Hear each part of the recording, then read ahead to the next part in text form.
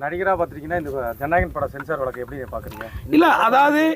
அதாவது நான் ஒரு திரைப்பட நடிகராக நான் ஏற்கனவே சொன்னதான். சென்சார் போர்டுங்கிறது இன்றைக்கு எப்படி சிபிஐ, இது அமலாக்கத்துறை, வருமான வரித்துறை, இப்படி ஒவ்வொரு துறைகளையும் மத்திய அரசு, ஒன்றிய அரசு கையில் எடுத்து எப்படி அவர்களுக்கான ஒரு கம்பெனியாக அதை எப்படி மாற்றிக்கிட்டு இருக்கு, மன்னார் அண்ட் கோ கம்பெனி மாதிரி மாற்றிக்கிட்டு இருக்காங்களோ அந்த மாதிரி இப்போ சென்சார் போர்டையும் மன்னார் அண்ட் கோவாக மாற்றிட்டாங்க.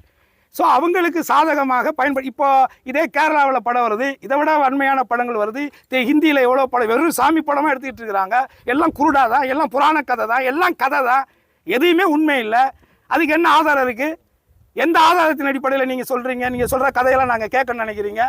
ஆக இது திட்டமிட்டு ஜனநாயக படத்தை முடக்குவதும், அதன் மூலமாக அந்த உச்ச நடிகராக இருக்கக்கூடிய விஜய் அவர்களை அவர்களுடைய செயல் திட்டத்துக்கு உள்ளே கொண்டுட்டு வர்றதுக்குமான ஒரு முயற்சியைத்தான் சென்சார் போர்டு மூலமாக இந்த ஒன்றிய அரசு, பாஜக அரசு செயல்படுதுங்கிறது என்னுடைய குற்றச்சாட்டு. நான் ஏற்கனவே அதை கண்டனம் தெரிவிச்சிருக்கேன்.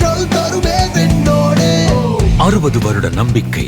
Anand banians and briefs.